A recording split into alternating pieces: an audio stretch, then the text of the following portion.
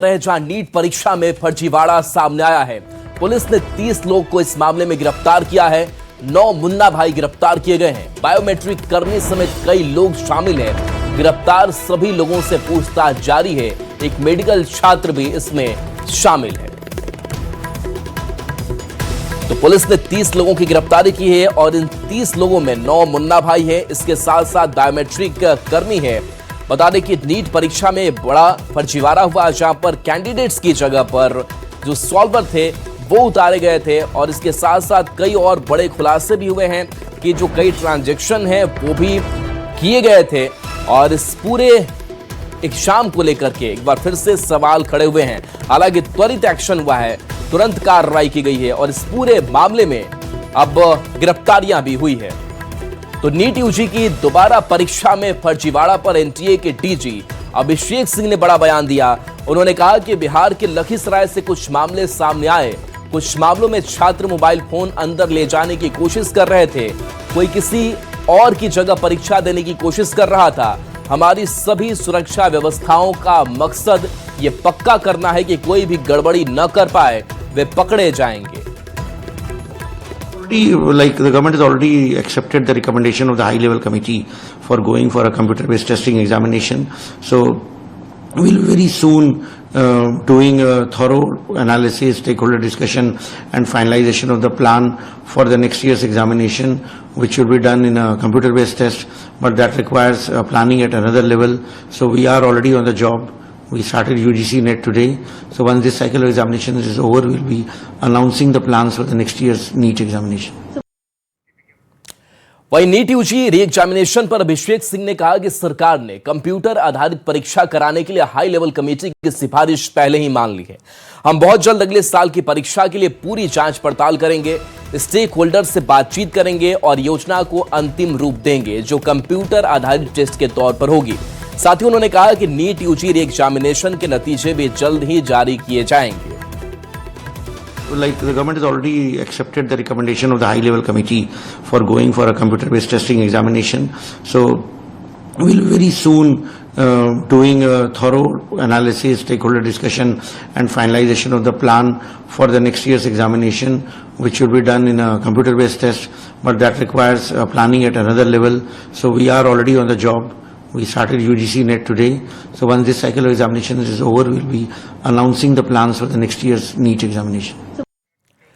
बांका से बड़ी खबर, जहां निजी स्कूल के हॉस्टल में छात्र पर हमला हुआ है। छात्र के शरीर पर चाकू से हमले के निशान है। बाथरूम में बेहोश आनंद कुमार पड़ा हुआ मिला है। लहूलुहान हालत में आनंद मिला। 6 से ज्यादा बार चाकू से हमला किया गया है। छात्र आनंद की हालत गंभीर है। कटोरिया के राधा नगर का यह मामला सामने आया है। भागलपुर में छात्र का इलाज चल रहा है। तो छात्र पर हमले की यह बड़ी खबर बांका से है, जहां निजी स्कूल के हॉस्टल में छात्र पर हमला हुआ। बताया जा रहा है कि छात्र के शरीर पर चाकू के हमले के निशान है। बाथरूम में आनंद कुमार बेहोश पड़ा मिला। लहूलुहान हालत में वो था। 6 से ज्यादा बार चाकू से हमला इस छात्र पर किया गया है। छात्र आनंद की हालत गंभीर है, वो इलाजरत है। कटोरिया के राधा नगर का यह मामला सामने आया है। भागलपुर में छात्र का इलाज कराया जा रहा है। नागेंद्र हमारे साथ फोन लाइन पर है, न्यूज 18 संवाददाता।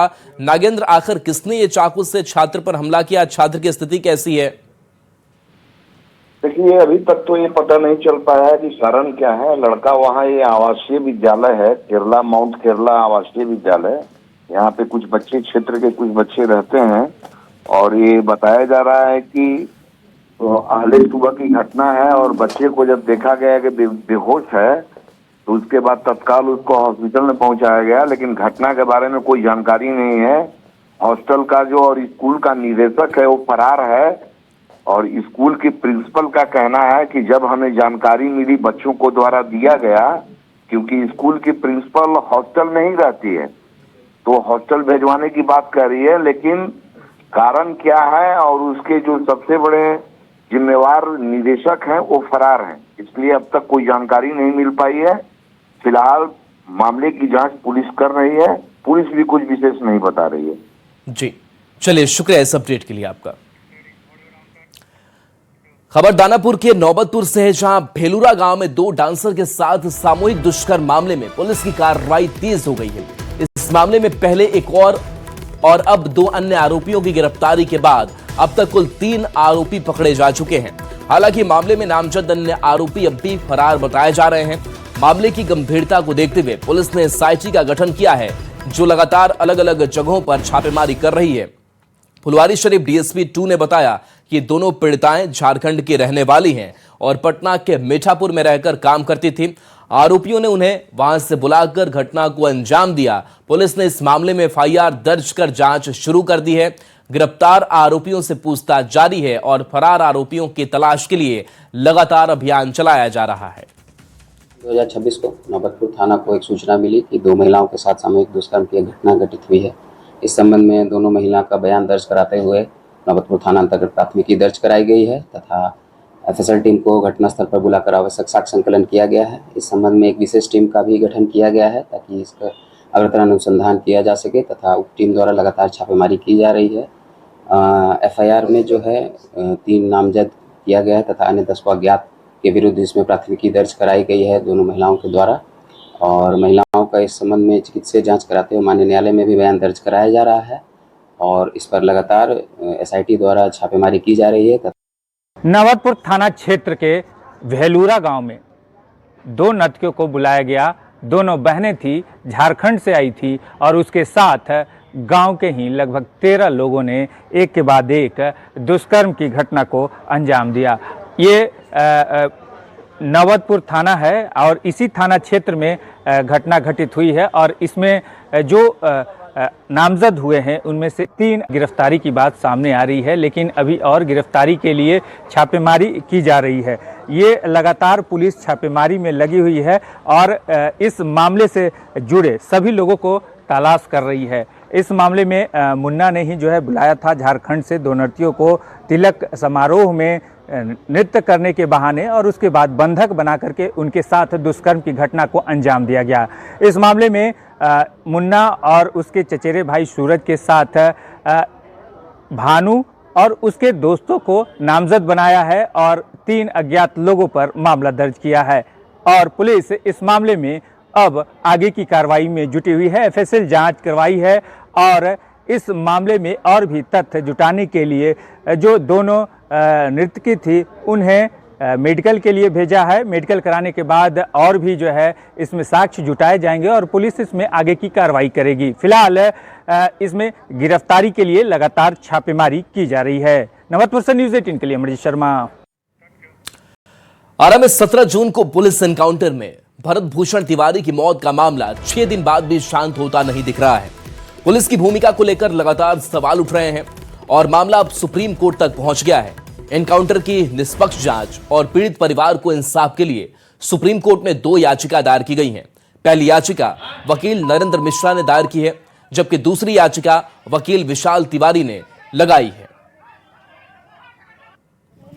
तो हमारे द्वारा साफ साफ यह उसमें प्रेयर किया गया है कि एक एफआईआर रजिस्टर्ड हो पुलिस पार्टी के अगेंस्ट में जिनके द्वारा यह किलिंग की गई है, साथ ही में सीबीआई इसकी इन्वेस्टिगेशन करे।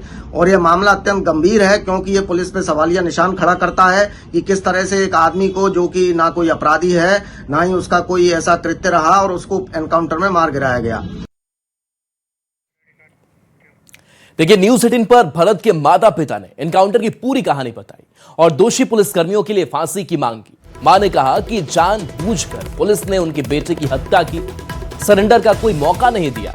इस घटना को लेकर पूरा समाज उनके साथ खड़ा है। वहीं भरत के पिता ने सीएम के आदेश के बाद रिटायर्ड जज से इंसाफ की गुहार लगाई है।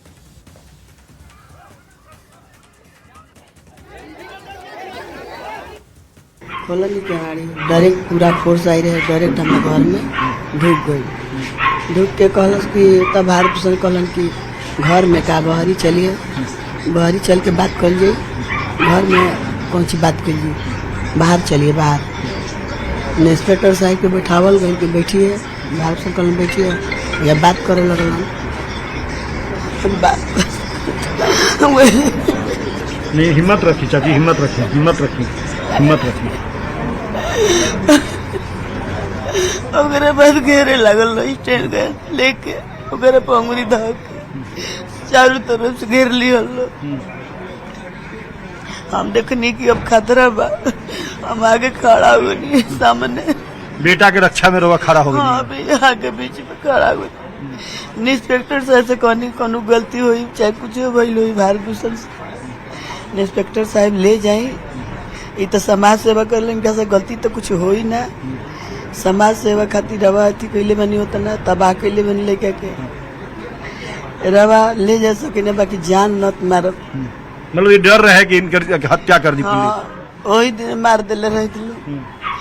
तब जब खड़ा हो गई ओकरा बाद में इंस्पेक्टर साहब सब इंस्पेक्टर साहब कहलन कि आप दवाई दे दीजिए नशा वाला लड़का को अपना।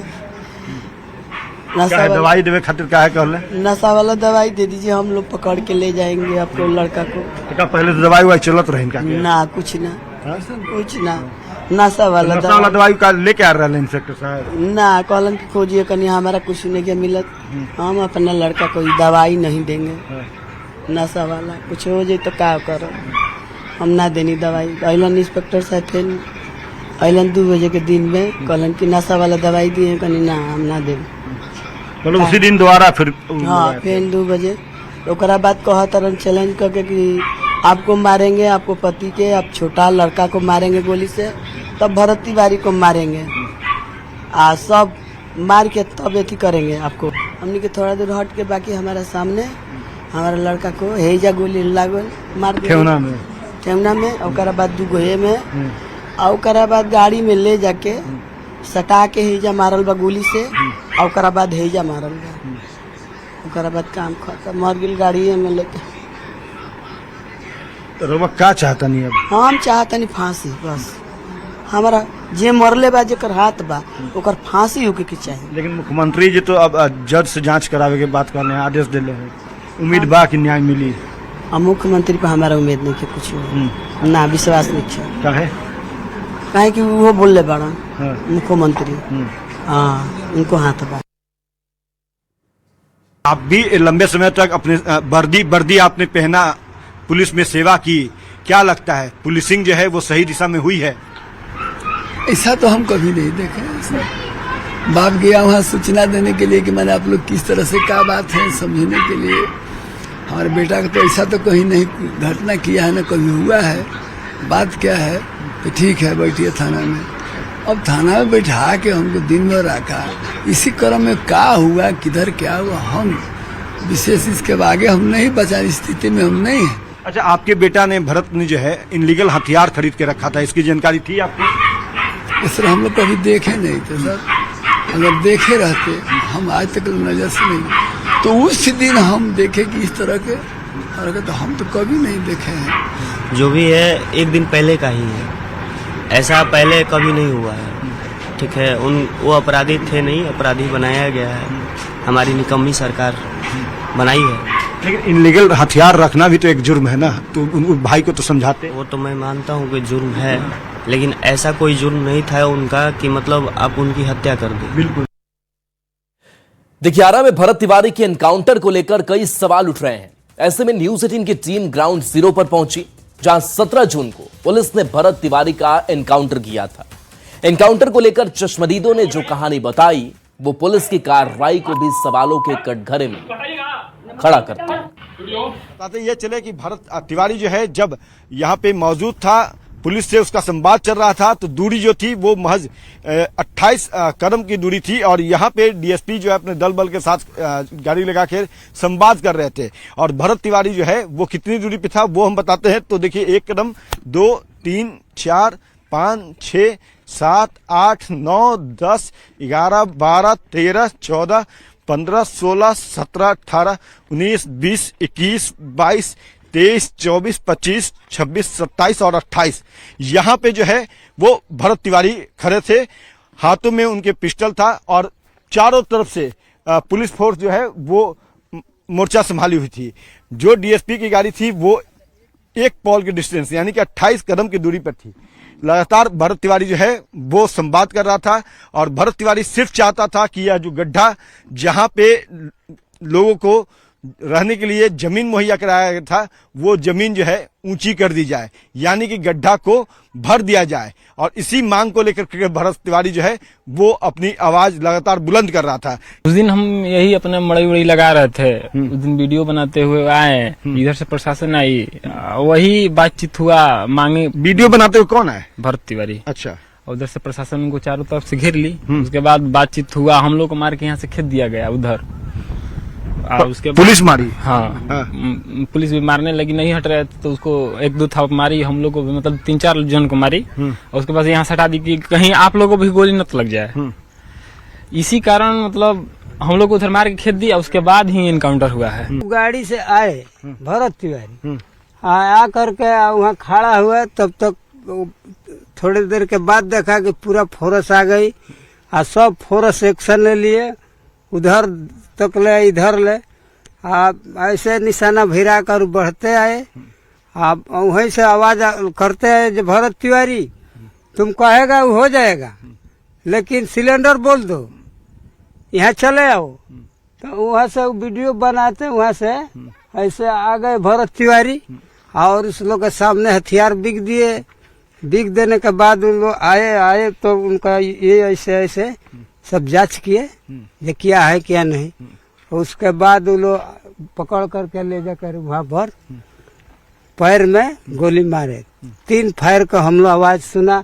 और जो ईंटा धरा है नू, वहाँ एक दीवार है, हम लोग का तो डर था, उस दीवार के पास से हम लोग देख रहे थे, सब देख रहे थे, पूरी घटनाक्रम देख रहे थे। हाँ पूरा था उनका, जो हमारे गड्ढा को आप वादा कर गया जो गड्ढा भर कर उसको दिया जाएगा, और वो गड्ढा नहीं भरता था, इसलिए वो अपना नाराज होकर उन पुलिस के साथ में वो लोग झगड़ा करने लगा। मतलब आप लोग की लड़ाई वो लड़ रहे थे? हाँ, आप लोग के लिए आवाज? हाँ, हम लोग के लिए। हाँ, यहाँ पे लेकर के कंधा पे हाथ कर ले रहे हैं। देखिए कंधा पे हाथ रख करके जो दरोगा दरोगा जी जो हैं वो कंधा पे हाथ रखे, भरत तिवारी का विश्वास में लिया और लेकर के 30 मीटर दूर आकर के यहाँ पे गोली मारी। गोली पैर में मारा गया। हाँ, पैर में। फिर उसके बाद क्या? उसके बाद पकड़ कर लेकर गाड़ी में लेकर भाग गया उधर। हाँ, उधर जाकर के गोली मारे हैं, और उधर और गोली मारे। हाँ, उधर एक बार यहाँ मारा, पैर में घायल किया, फिर ले जाके मारा। हाँ, यहाँ 3 फायर मारे है गोली उनको पैर में, 3 फायर। हम लोग उधर से आया, धाकर सुना और सब लेकर भाग गया। मुख्यमंत्री जो है सम्राट चौधरी इस पूरे मामले को गंभीरता से लिए हैं। न्यायिक जांच जो है पटना हाईकोर्ट के एक रिटायर्ड जज के अध्यक्षता में करने का फैसला लिया है, करवाने का। अब देखना यह है कि जब न्यायिक जांच होती है, जब पटना हाईकोर्ट के रिटायर्ड जज जो हैं वो अपने टीम के साथ इस पूरे घटनाक्रम की जांच करते हैं, तो कब तक हकीकत जो है वो सामने आएगी। हकीकत जो सामने आएगी, क्या दोषी पुलिसकर्मी जिनको ये लोग तमाम लोग दोषी मान रहे हैं, गुनहगार मान रहे हैं, कोल्ड मर्डर के लिए जिम्मेवार मान रहे हैं, उन लोगों को क्या सजा जो है वो जांच कमेटी तय करेगी। आरा से चंदन तिवारी के साथ अमित कुमार, न्यूज 18। आरा में भरत तिवारी एनकाउंटर पर मंत्री शरण कुमार ने भी दुख जताया है और कहा कि पूरे मामले की जांच कराई जा रही है और सच्चाई सामने आने के बाद जो भी दोषी होगा उसके खिलाफ कार्रवाई होगी। घटना जो भी हो, उस घटना में हम सब लोग अफसोस जाहिर करते हैं, और अफसोस जाहिर सिर्फ नहीं करते हैं, घटना के सच्चाई को पता लगाने के लिए बिहार की सरकार और सम्राट चौधरी ने न्यायिक जांच कराने का आदेश दिया है। न्यायिक जांच होने दीजिए, दूध का दूध और पानी का पानी होगा। जो इसमें घटना में संलिप्त रहेंगे किसी भी कीमत पर नहीं बचेंगे। भरत तिवारी एनकाउंटर मामले पर बीजेपी प्रवक्ता शाहनवाज हुसैन ने कहा कि मामले में न्यायिक जांच के आदेश दे दिए गए हैं और सभी को पूरा न्याय मिलेगा। उन्होंने घटना को दुखद बताते हुए कहा कि जांच प्रक्रिया चल रही है, इसलिए लोगों को रिपोर्ट का इंतजार करना चाहिए। बिहार सरकार ने न्यायिक जांच के आदेश दे दिए हैं और पूरा न्याय मिलेगा। घटना दुखद है, लेकिन इसकी जांच होगी और न्याय मिलेगा। सम्राट चौधरी जी सक्षम हैं न्याय देने में। चलिए बढ़ते आगे। मोतिहारी से बड़ी खबर, जहां जमीन अधिग्रहण को लेकर के हंगामा हुआ है। पुलिस के साथ नोकझोंक, धक्का मुक्की हुई है। वाटर पार्क निर्माण से जुड़ा हुआ यह पूरा मामला है। जमीन की मापी को लेकर के लोग भड़क गए। पुलिस ने लोगों पर लाठीचार्ज किया। जमीन पर जबरन कब्जे का आरोप लगाया जा रहा है। अवनीश हमारे साथ फोन लाइन पर हैं। अवनीश, जमीन अधिग्रहण को लेकर के क्या पूरा विवाद और हंगामे को लेकर अभी क्या हालात?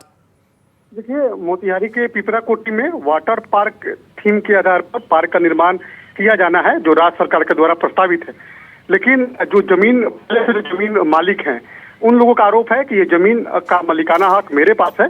सरकार जबरन जो है जमीन ले रही है, जहां बंदी उसका रद्द करवाई है। उस स्थिति में ये लोग जमीन मापी करने का विरोध कर रहे हैं और काफी संख्या में महिला हैं, पुरुष हैं, ये लोग जुटे हुए हैं। तमाम अधिकारी जरूर पहुंचे हैं, लेकिन महिलाओं का और पुरुषों का जो जमीन मालिक है, उनका आरोप है कि ये जमीन का मालिकाना हक मेरा है और इसी को लेकर विरोध शुरू हो गया है और लगातार लोग विरोध भी कर रहे हैं। वैसी स्थिति में पुलिस ने के साथ धक्का मुक्की और हल्के लाठीचार्ज भी पुलिस को करना पड़ा।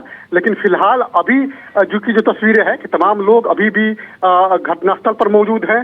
सभी लोग विरोध जता रहे हैं, जमीन मापी करने से रोक रहे हैं और वैसी स्थिति में लोगों का विरोध है कि जब जमीन का मालिकाना हक मेरा है तो सरकार बेवजह जो है वो जमीन की जमाबंदी रद्द करके और वहाँ वाटर पार्क का निर्माण करा रही है। शुक्रिया अवनीश इस अपडेट के लिए आपका।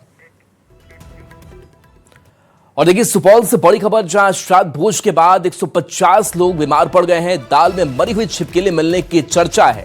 भोज में करीब 500 लोग शामिल हुए थे। बच्चों समेत कई लोगों की तबीयत बिगड़ी है। पेट दर्द, उल्टी और बेचैनी की शिकायत है। बीमार लोगों को अस्पताल में भर्ती कराया गया है। त्रिवेणीगंज अस्पताल में इलाज चल रहा है। सूचना के बाद प्रशासन और पुलिस सक्रिय है। बीडीओ ने अस्पताल पहुंचकर जायजा लिया। सभी मरीजों की हालत फिलहाल स्थिर बताई जा रही है। और चलिए न्यूज़